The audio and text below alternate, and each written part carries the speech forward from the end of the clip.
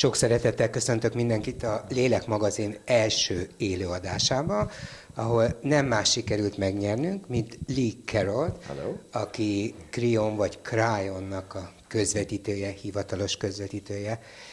És akkor rögtön bele is csapunk a kérdésekbe, ne is várjunk semmire. Sok szeretettel üdvözöl mindenkit, a Facebookon ömlenek a kérdések, és már jöttek e-mailben is, tehát kérdésben nem lesz hiány, mindent el fogunk követni azért, hogy ez az egy óra élvezetes legyen. There are so many questions on Facebook already that I'm sure that actually we will have plenty of questions to talk about. Great, I love Facebook. So. Nagyon szeretem a Facebookot, már most nagyon tetszik nekem a műsor. Oké. Akkor rögtön legyen az első kérdés. Többen írták, ezért nevet nem is mondok, és rögtön hazánkra vonatkozik ez. Van-e valami különleges szerepe a magyaroknak a változásokban, az új időkben? So does Hungarian nation have a special role in this time of changes?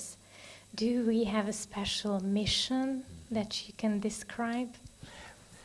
Let's start with letting people know that I have no idea, really, about Hungarian history. Kezdjük azzal, hogy be kell vallanom, nem tudok túl sok mindent a magyar történelemről. But I'm going to redefine the question. De próbálom megválaszolni a kérdést picit másképp. Not the Hungarian nation, but the Hungarian people. Nem a magyar nemzetről, hanem a magyar népről beszélek. Cryon says we incarnate in karmic groups. Crion azt mondja, hogy mi különböző karmikus csoportokban inkarnálódunk. So it's not about the area that is drawn by borders, which we would call a nation. Tehát nem is azt nevezzük nemzetnek azt a területet, amelyet határok határoznak meg szószoros értelmében a számunkra. But he's given quite a bit of information some years ago about the Hungarian people. Crion jó néhány évvel ezelőtt már számos információt a rendelkezésünkre bocsátott a magyar népről. And he's actually mentioned some areas. És pontosan ki is tért egyes területekre. The St. George ley lines, the Carpathian Basin. Ezek között említette a Kárpát-medencét is. And I don't know what those mean. De akkoriban én még nem is értettem, hogy mindez mit jelent. But he's described the Hungarian people as different and special in history. De Crion úgy írta le a magyar népet, mint egy olyan népet, amely valamiért különleges és speciális szerepet tölt be a történelemben. Compared to so many nations around you, calls them non-aggressors. És számos néppel ellentétben azt mondta, hogy a magyarok nem egy agresszív nép. This very well could be very special for Europe. És nagyon könnyen lehet, hogy Európában fontos szerepet fognak majd betölteni. I think many Hungarians actually feel this. Biztos vagyok benne, hogy sok magyar érzi is But there's ezt. a lot of profound energy places around here. Mert hogy itt nagyon sok igazán mély energiájú hely található. And I think you can actually feel it. Szerintem ezt érezni is lehet. Especially for a Hungarian who is an old soul and has many lifetimes here. Különösen egy olyan magyar érezheti ezt, aki úgynevezett öreg vagy régi lélek, és már sok-sok életet élt le itt a Kárpát-medencében. This could actually be the center for spiritual evolution for Europe. Úgy érzem, hogy ez a térség lehet akár Európa spirituális evolúciójának a központja is. And believe me, I don't say that every time I'm on television in another country. És elhihetik, hogy ilyesmit nem minden országban mondok, amikor szerepelek a tévében. So it's special in some kind of way. Yes. Tehát valóban Magyarország sok szempontból különleges. Akkor jöjjön meg egy általános kérdés, amit nagyon sokan feltettek, méghozzá az, hogy a boldogságra hogy lelünk rá ebben a kicsit zavaros időkben, amit most élünk. One more general question a lot of people ask. How can we find happiness in these chaotic days? So how can we find happiness when there's so much confusion around? It is elusive, isn't it? Igen, nem könnyű megtalálni a boldogságot, képlékeny, kicsúszik a kezünkből. This is a complex answer. Csak nagyon összetett választ tudnék adni. I think it's best understood if you understand what is happening in these times. Szerintem fontos azt megérteni, hogy mi történik pontosan mostanában. It would be easy for you to sit at home Sokkal egyszerűbb volna otthon ülni, watch the television, nézni a tévét, and say, things are getting worse. és azt mondani, hogy a dolgok mindig csak egyre rosszabbak lesznek. If you're in the middle of a recession, Hiszen, hogyha recesszió kellős közepén vagyunk, there are issues with money you haven't really had before, és olyan pénzügyi problémáink vannak, amelyek sosem voltak korábban, or some other personal issues, vagy más személyes gondok, it just seems as though things are not good. akkor könnyedén úgy tűnhet, hogy a dolgok egyszerűen csak nem Now, jók. how does this begin to fit in to Cryon's message? És akkor ez mégis hogyan illeszkedik Krion üzeneteihez? I cannot assume that everyone knows who I am, Természetesen nem feltételezhetem, hogy mindenki ismer engem. or has read the books, Azt sem, hogy mindenki olvasta a könyveimet. or is familiar with the channelings. Vagy hogy egyáltalán ismeri, ami a közvetítéseimen So elhangzik. I want to expand on this because this is more than a general question. Tehát most azért is szeretnék nagyon részletesen válaszolni, mert ez nem csak egy általános kérdés. It's a question that people are asking right now, a lot of people.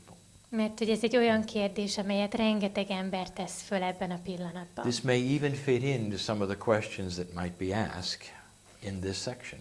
Lehet, hogy kapcsolódik további kérdésekhez is, amelyek majd elhangoznak. For the last few years, Cryon has been describing this time. Az elmúlt néhány évben Krion azt az időt írta le, amelyet most The élünk. whole reason Cryon came here 25 years ago is for this time. Ezek azok az idők, amelyekért Krion 25 évvel ezelőtt ide érkezett. We have talked about some prophecies Beszéltünk már jóslatokról, that are ancient from the indigenous, amelyek különböző ősi népektől származnak, including the Mayan calendar, beleértve ebbe a maja naptárat is, talking about a real old and new energy demarcation point. amely valójában egy demarkációs vonalat testesít meg a régi és az új energiák között. And it corresponds with something called the precession of the equinoxes, És a maja naptár természetesen egybeesik a napi egyenlőségek eltolódásával is. and all of this starts to talk about what is happening now on Earth with the energy. És mindez nem másról szól, hanem kizárólag arról, hogy mi történik most napjainkban a Földön az energiával. All of the prophecies of the indigenous are starting to be seen all together. Hiszen minden jóslat most válik valóra a szemünk láttára. These are prophecies that are over 9,000 years old. Ezek olyan proféciák, amelyek akár 9000 évnél is régebbiek lehetnek. We're in a new age. De most új kort élünk. Something happened at the end of 2012. 2012 végén történt valami. We're going to have more light and high consciousness on this planet than it's ever been before.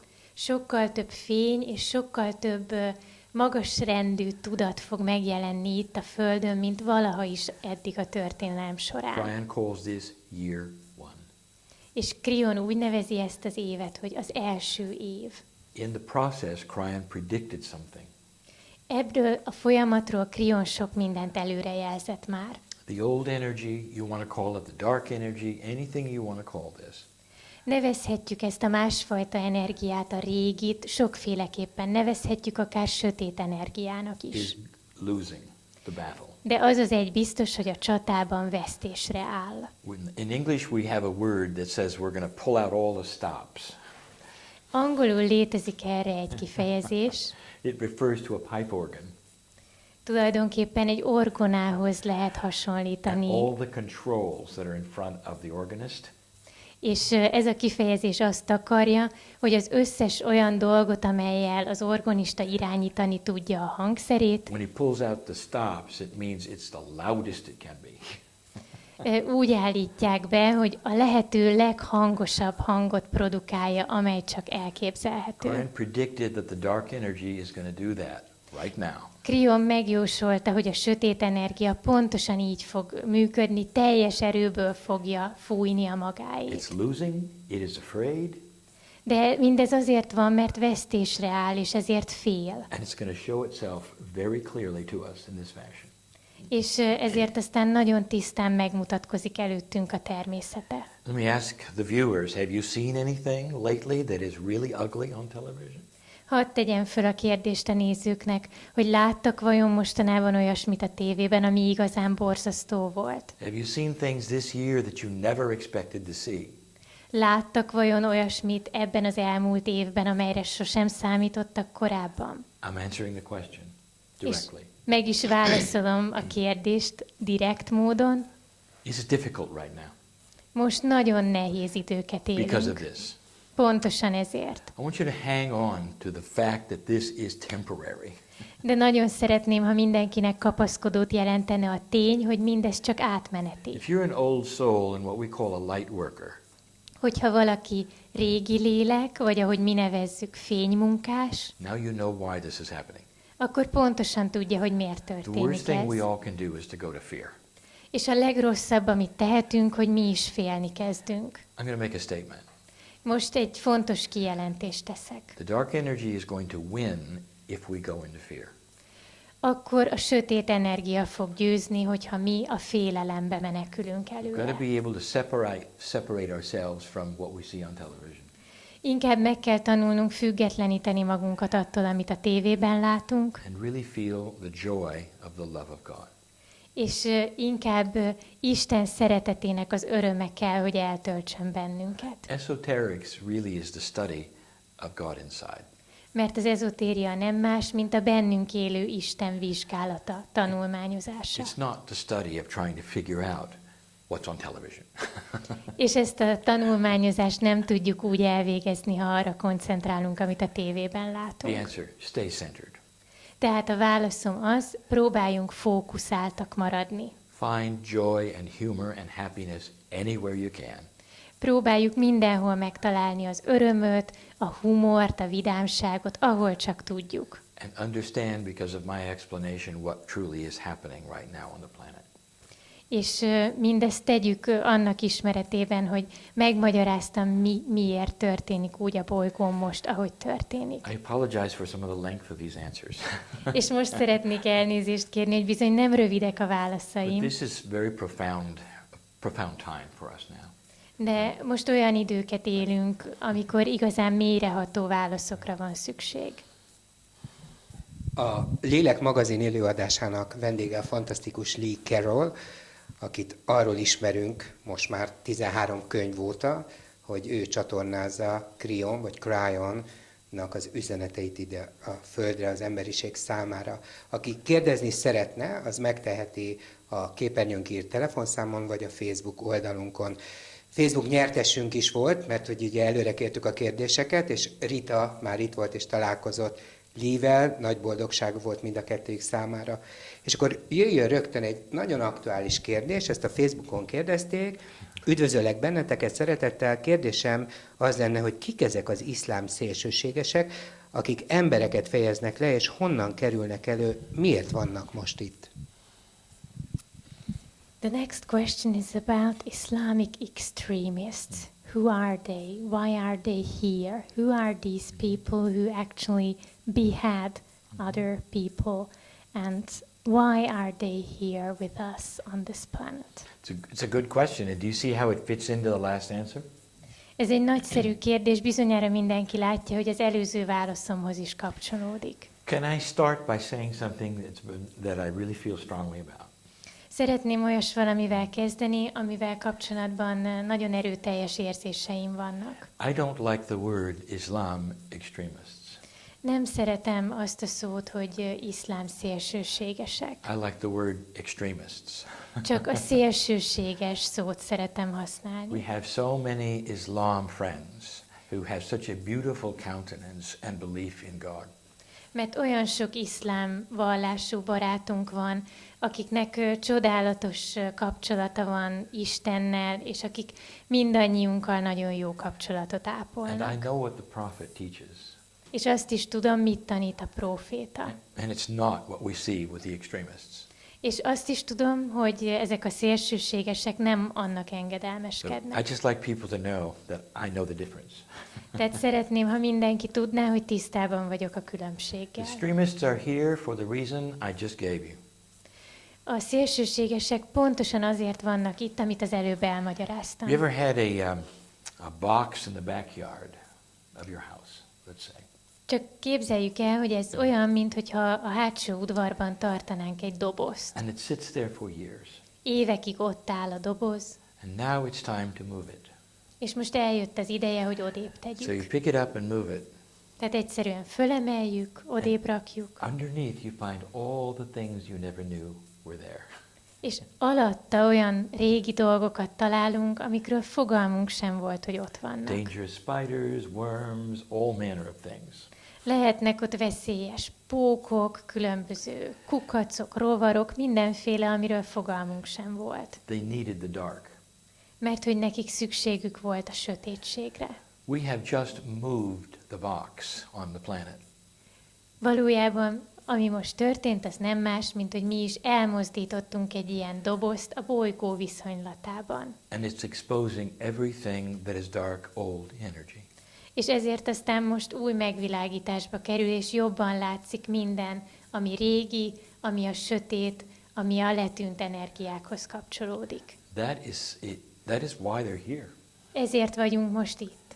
They're here to try to keep this dark energy, old consciousness going like it has on the planet. Tisztában kell lennünk azzal, hogy ezek a dolgok azért kerültek elő, mert azért küzdenek, hogy megtartsák azt a fajta régi energiát, amely korábban uralkodott a Földön. They are invested in traditions that are hundreds, if not thousands of years old. Olyan hagyomány van mögöttük, amely több száz, hanem több ezer évre nyúlik vissza. Can you see by watching statements and beheadings and all these things the old consciousness that is there?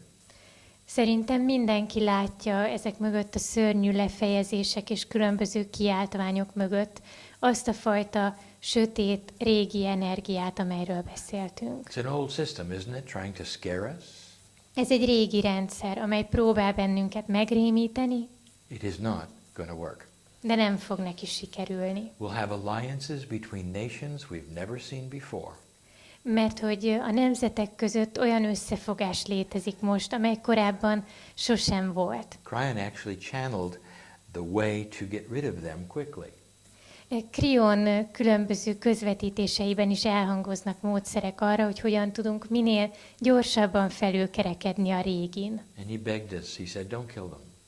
És Krion azért könyörög, hogy ez ne gyilkosságok révén történjen. Just take away their funding. Nem megölni kell őket, hanem elvenni tőlük a támogatást. If everyone in the world and all the coalitions decided to do that, they would have no funding. Hogyha mindenki a világon így döntene, akkor ezeknek a szervezeteknek nem lenne semmifajta anyagi alapja a létezéshez. Hopefully this makes some sense. Remélem, hogy ez mindenkinek a szemében jó válasz.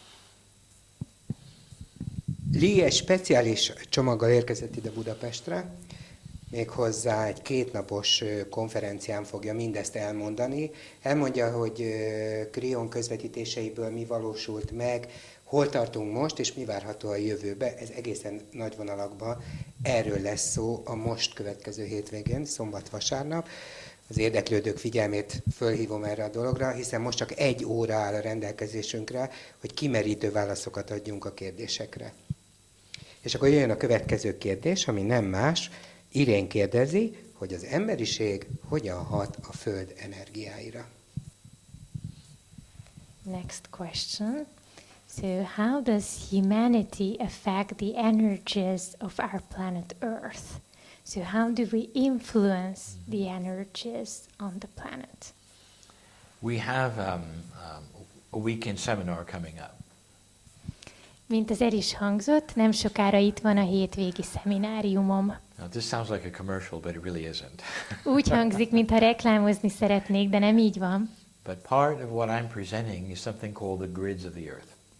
Egy része az előadásomnak kifejezetten a Föld különböző rácsozatairól, hálóiról fog szólni. It's an explanation that is something people don't realize. Ez olyasmit fog majd megmagyarázni, amire mi emberek idáig még nem döbbentünk rá. We grow up thinking that we are simply another animal on the earth. Mert hogy úgy nőttünk föl, hogy azt gondoltuk, hogy csupán egyike vagyunk a Földön élő állatfajoknak. What if this was backwards? De mi van, hogyha mindezt visszafelé kell What if the értelmeznünk? earth was actually created so that we can have this time of consciousness? Mi van, hogyha a Földet azért teremtették, hogy mi egy napon megéljük a tudatnak a most eljött idejét? We're not just an animal. Mi nem csupán egy állatfaj In fact, vagyunk. our DNA is different from the animals, directly below us, such as the apes. A DNS-ünk különbözik az állatoktól, a majmokétól is. We have something called fused DNA, which gives us 23 chromosomes instead of the normal 24 that apes have. Nekünk 23 kromoszómánk van szemben azzal a 24-jel, amellyel a majmok rendelkeznek. Más a mi kromoszóma rendszerünk. Brian actually calls this the creative seed. És Krion úgy nevezi ezt, hogy van bennünk egy teremtő mag. We're the only animal that has God inside. Mi vagyunk az egyetlen olyan úgynevezett állat, amelyben Isten él. This planet was created for us. Ezt a bolygót nekünk hozták létre. The grids of the planet, the ones that Brian talks about, are cooperative, benevolent energies. Ez a bizonyos rács, amelyről Krion is beszél, nem más, mint velünk együttműködő jó szándékú energiáknak a kivetülése. Even Mother Nature works with us. Még az anya természet is velünk működik együtt. How many light workers, you have to be honest now, how many light workers believe that if they gather together, they can change situations? Most kérem, hogy mindenki legyen nagyon őszinte. Hány fénymunkás hiszi azt, hogy ha ők összegyűlnek, akkor valóban módjukban áll megváltoztatni bizonyos helyzeteket? Could human consciousness change physics? Mit gondolnak a nézők? Meg tudja változtatni az emberi tudat a fizikát? Can you change the weather?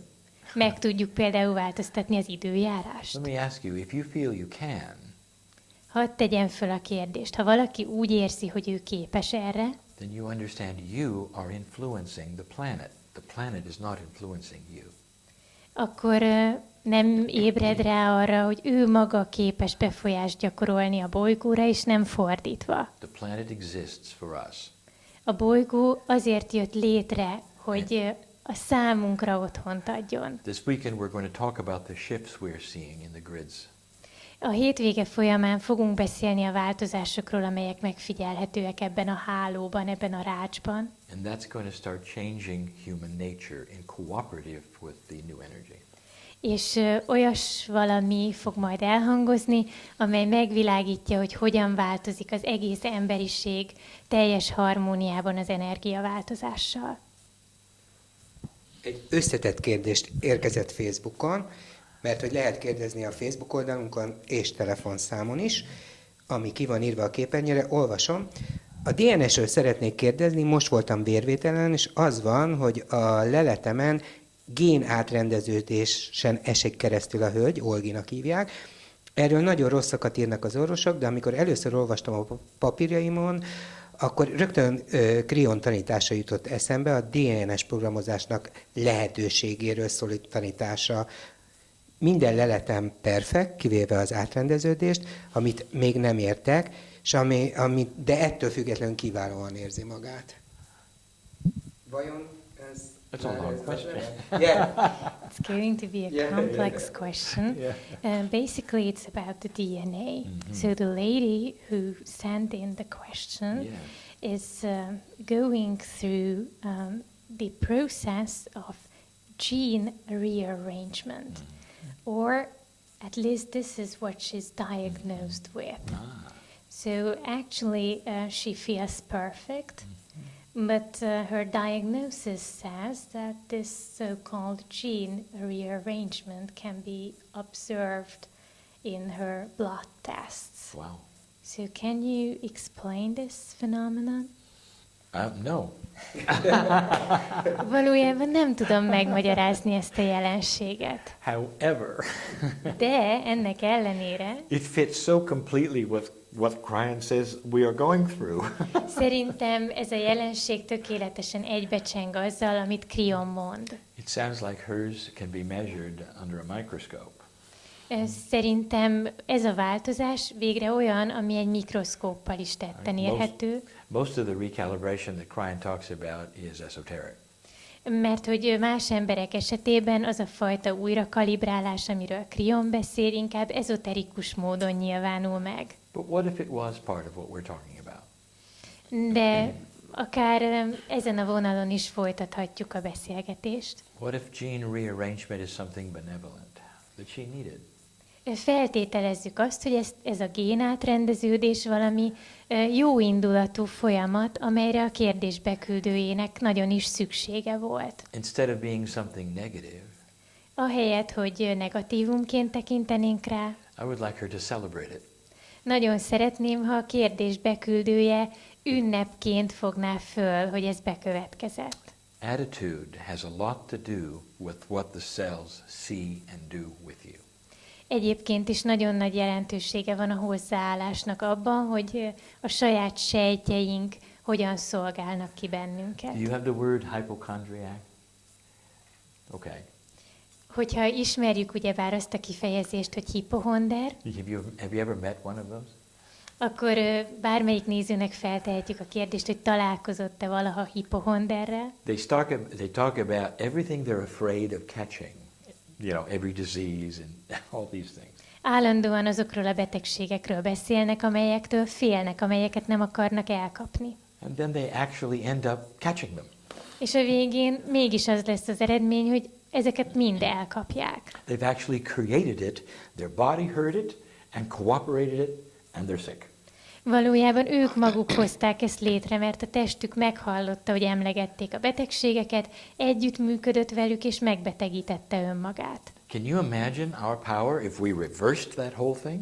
El tudják képzelni, hogy mekkora hatalom birtokában vagyunk, hiszen akár fordítva is lejátszódhatna ugyanez a folyamat. Thank you, cells, for the replacement of the genes. Akár azt is mondhatnánk, mint például ebben az esetben, hogy köszönöm a sejtjeimnek, hogy átrendeződtek a génjeim. Every day we say that. És minden nap hálát kell I'm ezért going to adni. live longer. I appreciate this. Azt kell mondanunk, hogy köszönjük szépen ezt az ajándékot, hiszen így tovább fogok élni, és hálás leszek a változásért. This is what we teach that we are going through esoterically. Pontosan ezt tanítjuk mi ezoterikus módon is. I call it a rearrangement of normal. De akár a normál dolgok átrendeződése is kívánatos volna. Élő műsorunkban Carroll válaszol a kérdéseinkre, és lehet Facebookon, telefonon kérdezni, de most jöjjön egy olyan, amit e-mailbe előre elküldtek, és még mindig ehhez a témához kapcsolódik. Rengeteg sejtből áll a szervezetünk, melyek ugye most már köztudottan, tudományosan is bizonyított, hogy kommunikálnak egymással. Azt kérdezi Rita, hogy létezik-e egy központi sejt, akár a testen kívül? Now it's well known that our cells in our bodies communicate with each other. The question is whether there is one so-called core or central cell that exists even outside our bodies. So is there such a thing as a central cell, be it inside or outside our bodies? Krein has said that our bodies are made up of many layers of reality. Krion azt mondja, hogy a mi testünket a valóságnak számos rétege alkotja. If you look at just chemistry or 3D, Hogyha a kémiát 3D-ben próbáljuk nézni, it's very difficult to find that core cell.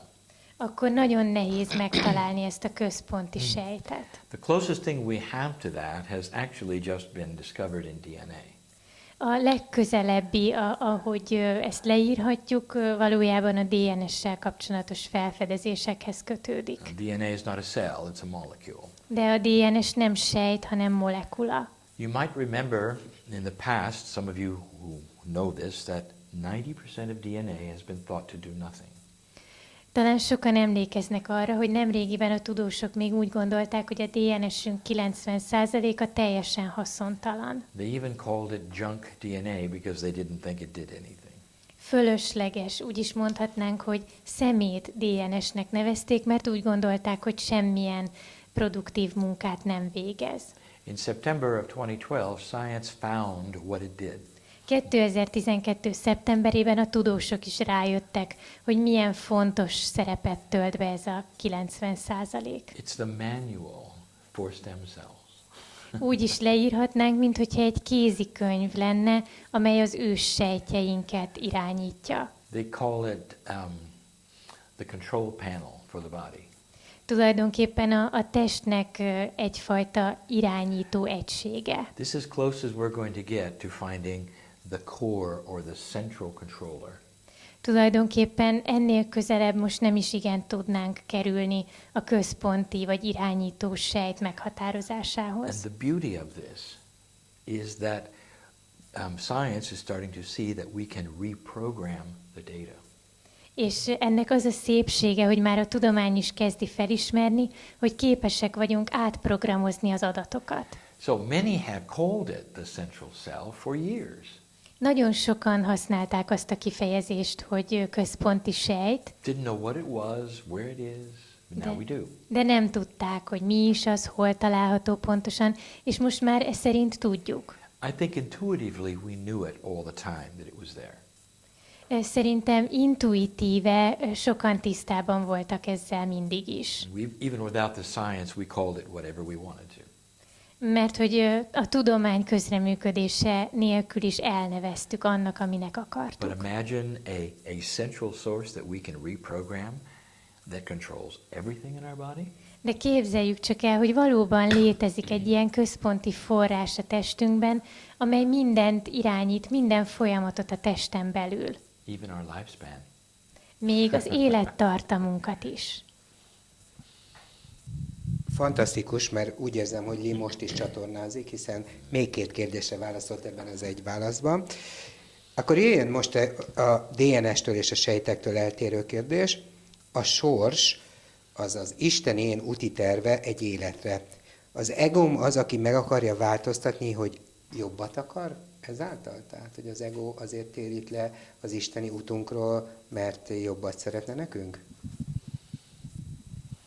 Is it true that sometimes our ego wants to show us a way different than the one somehow assigned for us by fate or destiny, because our ego wants better for us?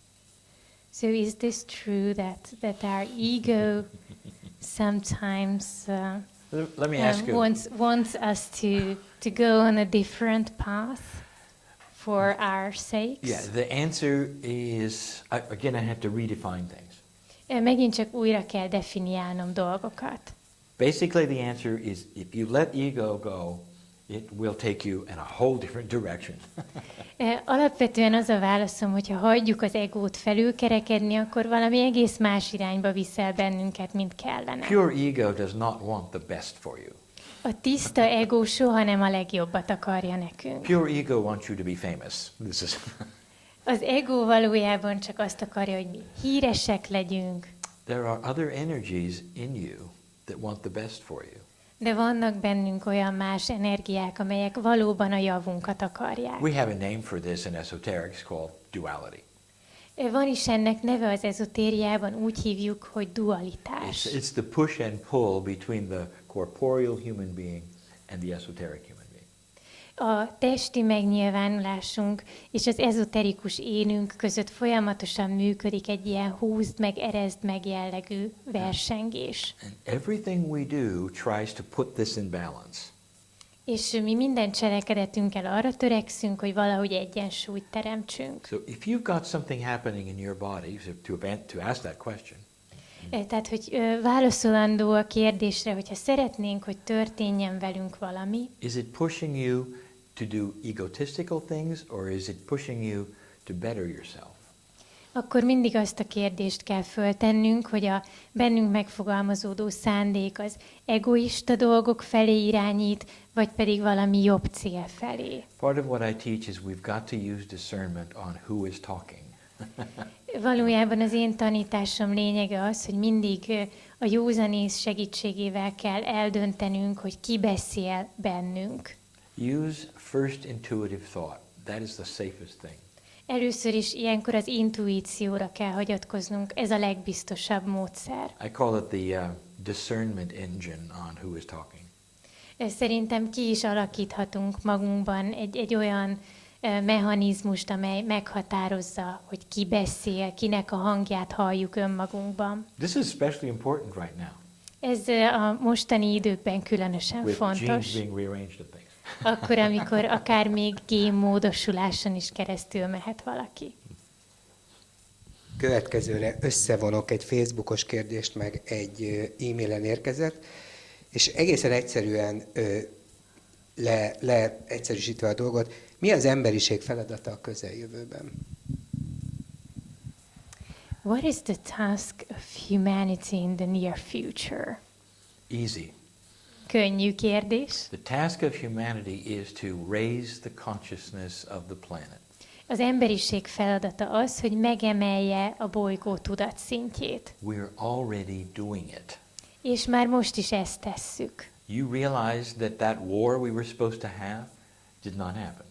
Bizonyára sokan felismerték, hogy az a háború, amelyet sokan megjósoltak, nem következett be. Every Hungarian knows their history. Minden egyes magyar ismeri a maga történelmét. You know that your country used to be a lot larger than it is.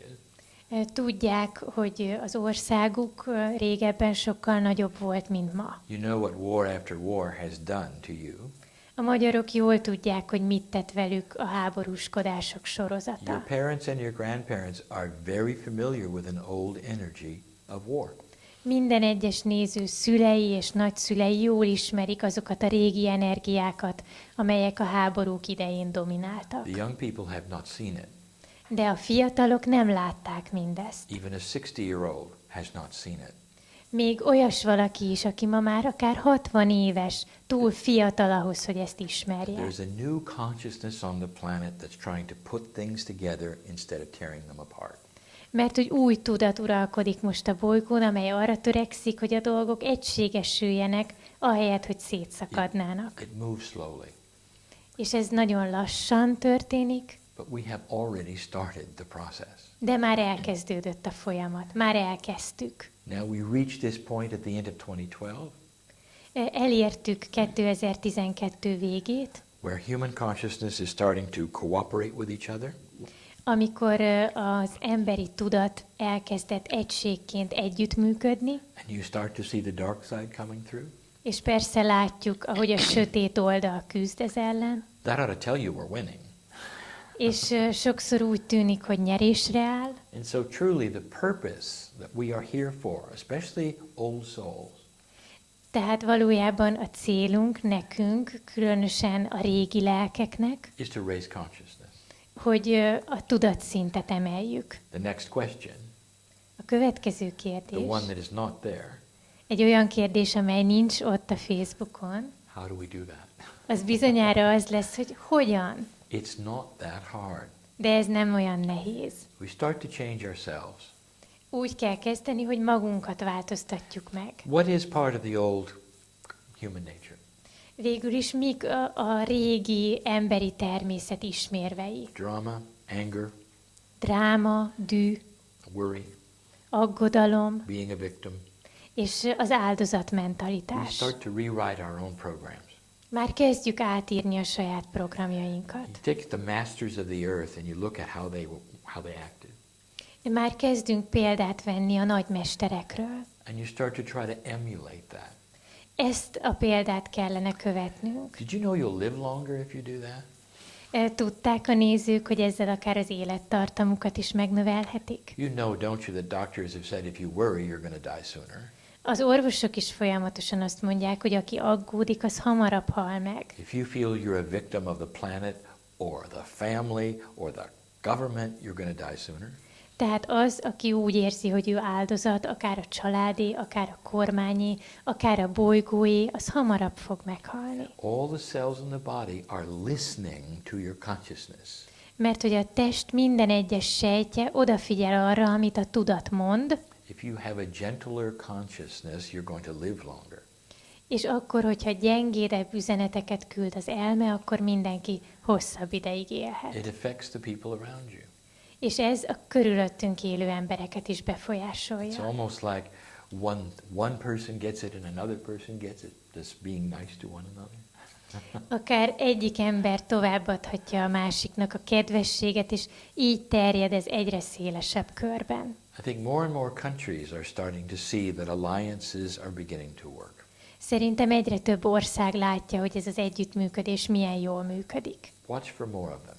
És ha nyitva tartjuk a szemünket, csak egyre több ilyet fogunk látni. Again, I'll say, Megint csak this elmondom, is not your grandfather's esoterics. hogy ez már nem nagyapáink ezotériája. This is a new energy. Ez egy új energia. Kedves Attila, aki az egyik kérdezőnk volt, ezek szerint ezt kell tudnod. És akkor jöjjön egy újabb kérdés Carrollhoz. Andrea kérdezi, hogy mi a véleményed a szabad akaratról? Mennyire van sorsunk eleve elrendeltetve? What is your opinion of free will? Do you think that there's predestination which affects our fate completely? Crine has been very specific on this. Krion nagyon konkrétan kifejtette erről a véleményét. One of the Crine books is called The Journey Home. Az egyik Krion könyv címe az, hogy I'm not sure what the Hungarian title is, but that's the English title, The Journey Home. Valójában az angol cím szó szerint hazatérés. In English it's the fifth Crine book. I'm not sure about the Hungarian one. Ez az 5. Krion könyv. And it's a novel. Ez valójában egy regény. And in that novel, a man goes through 7 angelic trainings. És ebben a könyvben egy ember keresztül megy 7 angyali beavatáson. I would love people to read that book because it's an easy read. Nagyon szeretném, ha mindenki elolvasná ezt a könyvet, mert könnyű olvasmány. It's a story, it has romance, it's easy. Tehát van benne románc, van benne kaland, könnyű olvasmány. One of the angelic teachings starts to explain this fully. És az egyik angyali tanító kifejti, hogy mit érdemes tudni erről a kérdésről. There is no such thing as predestination. Nincsen eleve elrendeltetés. We have instead something called predisposition. Ehelyett predestináció helyett predispozícióról beszélhetünk. Let me give you a really, I will call it a dumb example. Hát úgy is mondhatnám, hogy egy ostobácska példát fogok használni. You will find nails around hammers A kalapács körül mindig vannak szögek, because they're used together. mert együtt kell őket But használni. they're not predestined to be together. De ez nem jelenti azt, hogy eleve elrendeltetett, hogy közösen működjenek, They're predisposed to be with one another. hanem egyszerűen csak így helyezték el őket a praktikum kedvéért. You know how I can prove there's no predestination? Tudják, hogy tudnám ezt bizonyítani? Well, what was the prophecy of the earth when you were born? Milyen jóslatok vonatkoztak a Földre, amikor önök megszülettek? We have the Soviet Union, we have the United States, we had a third world war. Ott volt a Szovjetunió, az Egyesült Államok, a harmadik világháború fenyegető réme, We had 50,000 nuclear weapons all pointed at each other. és 50 000 nukleáris fegyver nézett egymással farkas szemet, In the Holy Scripture, the book of Revelation said we were going to have the Armageddon. és valójában a Jelenések könyvében is arról szólt a jóslat, hogy eljön az Armageddon. Nostradamus said the same thing. Nostradamus is ezt mondta. That is predestined? Tehát ez eleve elrendeltetett, úgy tűnt. It didn't happen. De nem történt meg. It didn't happen because we have control of the earth. Azért nem történt meg, mert igenis irányíthatjuk a Földet. We have control of our own bodies. We have control over the planet. Ugyanígy irányíthatjuk a saját testünket, ugyanígy a saját bolygónkat is, And it refers to the question about human consciousness. és mindez megint csak az emberi tudat kérdéséhez tér vissza. It may be a bit slow for you, Talán egy kicsit lassú ez a folyamat, but we are changing the planet. de mégiscsak megváltoztatjuk a bolygót. Krion says the energies are based in potentials. Krion azt mondja, hogy az energiák mindig potenciálban mérhetők. Ask a quantum physicist about potentials. Meg kellene kérdezni egy kvantumfizikust a potenciálról. When potential energy reaches a certain percentage of certainty, Mert hogyha egy ilyen potenciális energia eléri a bizonyosságnak egy bizonyos it százalékát, becomes a reality. akkor valósággá válik. That is what Christ said is happening right here on the planet. És Krion azt mondja, hogy pontosan ez történik most a Földünkön. Potential that we would shift and change was always there. Mert hogy a potenciál arra, hogy mi beindítsuk a változást, az mindig is adva volt. And now it's reaching critical mass. We are changing the direction of every prediction that ever was there. De most már elértük azt a kritikus tömeget, hogy megváltoztassuk minden korábbi jóslatnak az irányát, és egészen más felé irányítsuk a bolygót. Not predestination at all. Ennek semmi köze az eleve It's elrendeléshez. in our hands. A mi kezünkben van. A Lélek magazin élőadásában Carroll vállalta, hogy válaszol nézői kérdésekre. Még néhány percünk van, amíg tudunk kérdéseket fogadni, vagy a Facebook oldalunkon, vagy pedig a telefonszámunkon, ami a képernyőre ki van írva. 2 e-mailben érkezett kérdésben is benne szerepel a társteremtés fogalma, hogy pontosítsuk, hogy konkrétan, egészen röviden mit kell ez alatt érteni. So briefly, what is co-creation? How can we define this term? Co-creation is the process of creating our own reality. A társteremtés nem más, mint a saját valóságunk megteremtésének folyamata. Now, why is it called co-creation? De miért hívjuk társteremtésnek? Because we're creating a three-dimensional reality Mert 3-dimenziós valóságot hozunk létre, with the God part of us. azzal a részünkkel, amely isteni. And so that is the esoteric angelic part, Tehát van egy ezoterikus angyali rész, working with the practical 3D part, amely együttműködik a praktikus 3D-s résszel. changing actually the reality that we walk around in.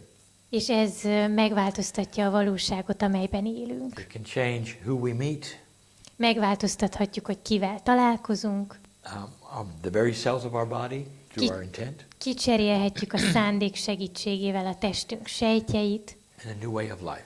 és egészen új életet I wouldn't teremthetünk. tell you this unless I had experienced it. Nem mondanám ezt, ha nem tapasztaltam volna meg magam is. I have co-created a new Lee Carroll in the last 20 years. Az elmúlt 20 évben egy új Lee Carroll társteremtője voltam. Not the channeling guy, Nem voltam mindig ez a közvetítő, the personal guy. és most is a személyes énemről I was beszélek. born a hermit.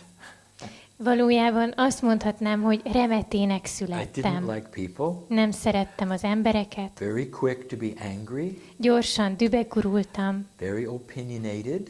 nagyon könnyen alkottam véleményt, I easily got seasick. és még a gyomrom is könnyen felfordult, None of those are here now. de ez mind a múlté. I co-created another man in me Társ teremtettem egy másik embert by önmagamban, coming together with the part of God that's in me. azáltal, hogy egyesültem a bennem élő isteni résszel. Carroll ezen a hétvégén, azaz szeptember 27-én és 28-án hosszabban válaszol ezekre a kérdésekre, mi történik velünk most a világban, hogyan találjuk meg a helyünket, és hogyan cselekedjünk. Aki bővebben érdeklődne a hétvége iránt, az a www.firstkrion.hu oldalon megtalálja. És akkor megint egy olyan kérdés, amit ketten is föltesznek, legalábbis hasonlóan. Erika azt kérdezi, hogy a Földön túli civilizáció megmutatja magát nekünk, mire lehet számítani vagy felkészülni, és ide kapcsolódik Miklós kérdése is. Vannak-e a Földön alakváltó lények? Mi a véleménye Lee-nek az UFO-król? Élnek-e köztünk nem emberek? There are 2 parts to this question. The first part is whether some extraterrestrial beings will appear on Earth. And the second part is whether there are aliens living together with us. So are there any seemingly human beings living on Earth who are capable of changing their shapes, who are indeed aliens, not humans? I'll tell you what Krion has said, and it's controversial. Elmondom, mit mondott erről Krion. It's controversial because everyone wants to have something that they fear. Ez azért ellentmondásos kérdés, mert mindenki szeretné, hogyha lenne valami, amitől félhet. If you doubt that, just take a look at our science fiction film. Ha bárki kételkedne ebben, csak vessen egy pillantást a science fiction filmekre. Most of them are not redeeming at all. A legtöbb ezt a képet mutatja. Anytime there's an alien, they've come to conquer us or to eat us or something. Valahányszor felbukkan egy földön kívüli, mindig azért jön, hogy leigázzon, meghódítson, felfaljon bennünket. I've seen all of this mixed into esoteric thought for years. És láttam, hogy az ezoterikus gondolkodásba is beszűrődnek ezek a gondolatok. What if I told you that the main aliens on the planet are Pleiadian? De mi lenne, ha azt mondanám, hogy azok a földön kívüliek, akik itt élnek a bolygón, plejádiak? What if I told you we had a little bit of Pleiadian DNA? Mi lenne, ha azt mondanám, hogy a plejádiak DNS-e a mi DNS-ünkben is megvan? What if I told you that the creation story of humanity was Pleiadian? Mi lenne, ha azt mondanám, hogy az emberiség teremtés története is a plejádokhoz kapcsolódik? What if I told you that this was benevolent and of God? Mi lenne, ha azt mondanám, hogy mindez a lehető legjobb szándékból Istentől eredeztethető? All right? Suddenly that means that every single one of us is extraterrestrial. Ez hirtelenjében azt jelenti, hogy mindannyian, akik itt élünk ezen a bolygón, földön kívüliek vagyunk. And we're all walking around as pretending to be human. És valójában mi is ilyen alakváltó lényekként járkálunk, csak úgy teszünk, mintha emberek volnánk. I don't want to dance around the subject. I will tell you what Krein has said. De nem szeretném kerülgetni a forrókását, elmondom, mit mondott Krion. There's life all over the universe. Az univerzumban mindenütt van élet. Most of it is based in DNA. A legtöbb DNS-en alapszik, Most of it is humanoid. a legtöbb humanoid. We are visited all the time. És folyamatosan érkeznek hozzánk And látogatók. yet, isn't it interesting that none of them have ever landed on the parliament and said, we are here? És hát nem érdekes, hogy mégsem történt meg soha, hogy valaki leszállt volna a parlament tetejére, és onnan integetett volna, hogy itt vagyunk. We're protected and they leave us alone. Mert hogy védelem alatt állunk, és senki nem bánt bennünket. When I say leave us alone, I mean they don't invade us. És amikor azt mondom, hogy nem bántanak, nem háborgatnak, ezt úgy értem, hogy nem támadnak meg. There's a lot that happens here that is benevolent and good news instead of the fear. A félelem helyett azt kell tudnunk, hogy minden, ami történik, jó szándékból fakad, és jó hírnek tekinthető. Those aliens that everybody says is walking among us and tricking us may actually be protecting us. Valójában azok a földön kívüliek, akikre sokan gyanakszanak, azért vannak itt, hogy megvédjenek bennünket. If you see something that is fear-based, Hogyha látunk valamit, ami félelmen alapszik, and it is supposed to be esoteric information, és úgy tűnik, hogy az ezoterikus információ, I want you to run the other way. akkor szeretném, ha mindenki elfordulna, és egy pillanatig sem venni ezt komolyan. 25 years I've been channeling. Már 25 éve közvetítek, And Krein has talked about the benevolence of this planet and of the aliens with us. és Krion mindig is arról beszélt, hogy a földön kívüliek a lehető legjobb szándékkal közelednek felénk. They're not pretending to be humans. És nem tesznek úgy, mintha emberek lennének. Instead, they are in the power spots of the planet. Ehelyett bizonyos erővonalak mentén helyezkednek el a In a bolygón, multidimensional form. multidimensionális formában, Listen, many of them are here in Hungary. és most fontos dolgot mondok, sokan közülük itt vannak Magyarországon. Waiting to help Hungarian people to accelerate. És azért vannak itt, hogy segítsenek a magyaroknak, hogy kiteljesítsék a Their képességeiket, spirituality. hogy felgyorsítsák a spirituális változásokat. Waiting for a spiritual evolution here. Itt várnak a spirituális evolúcióra. They are our helpers, Ők segítők, not our enemies. nem ellenségek. Még 2 rövid kérdés és 2 rövid válaszra van időnk. Az első, lesznek-e a közeljövőben olyan találmányok, amelyek gyökeres változást hoznak az emberiség életében? We have time for 2 brief questions and 2 brief answers.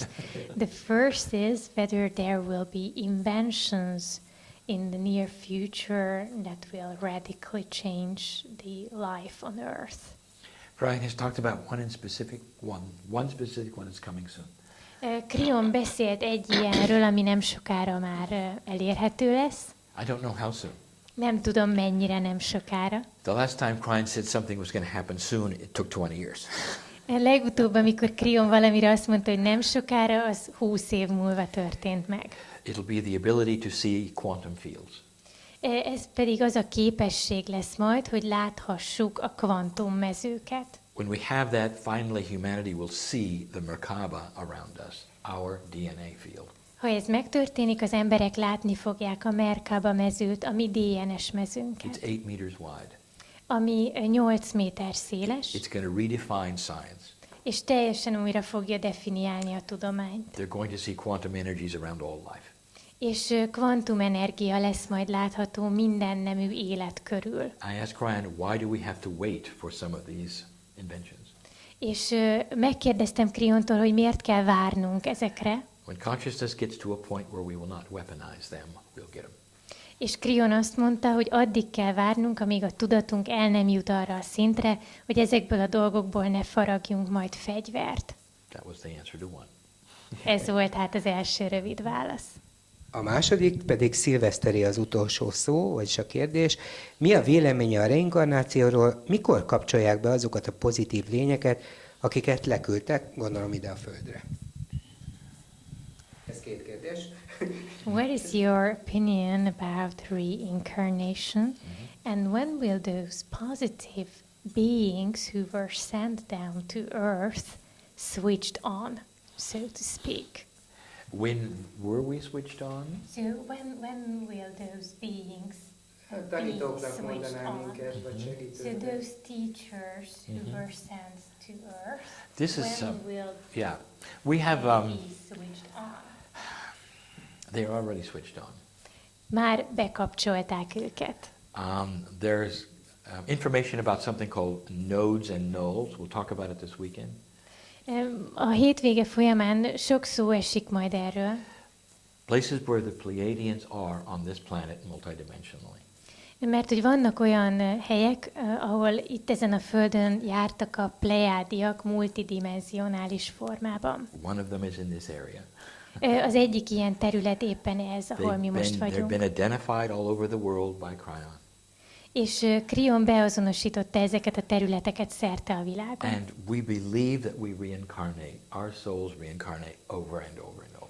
És mi hiszünk a reinkarnációban, abban, hogy a lelkeink mindig újra és újra testet öltenek. Do you know what? This is not esoteric thought. Ez nem ezoterikus gondolat. This is the first intuitive thought of all spirituality on the planet.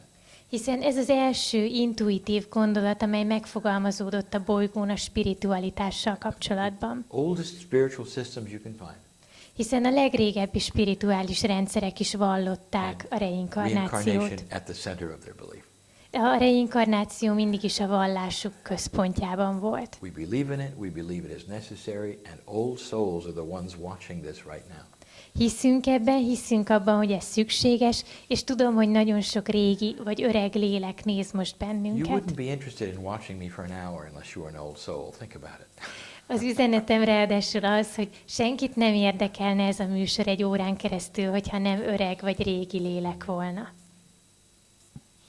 Szeretném megköszönni Línek és Anna Márinak is a remek fordítást. A válaszokat szeretném megköszönni, és remélem, hogy a nézők elégedettek, vagy legalábbis kaptak olyan válaszokat, amire nem is gondoltak például. Remélem, a kollégáimmal ugyan nem beszéltem meg, hogy holnap meg tudjuk ismételni ezt az élőadást, már felvételről, bólogatnak, hogy igen, tehát hogy akkor holnap a www.lélekmagazin.hu oldalon, ahol éppen vagyunk, ugyanebben a mezőben megismételjük ezt az 1 órát, és aki többre kíváncsi, azoknak ajánlom a hétvégi szemináriumot, és erről bővebb információkat a www.firstcreon.hu oldalon lehet megtalálni. Köszönöm szépen a figyelmet, és köszönöm még egyszer mindenkinek.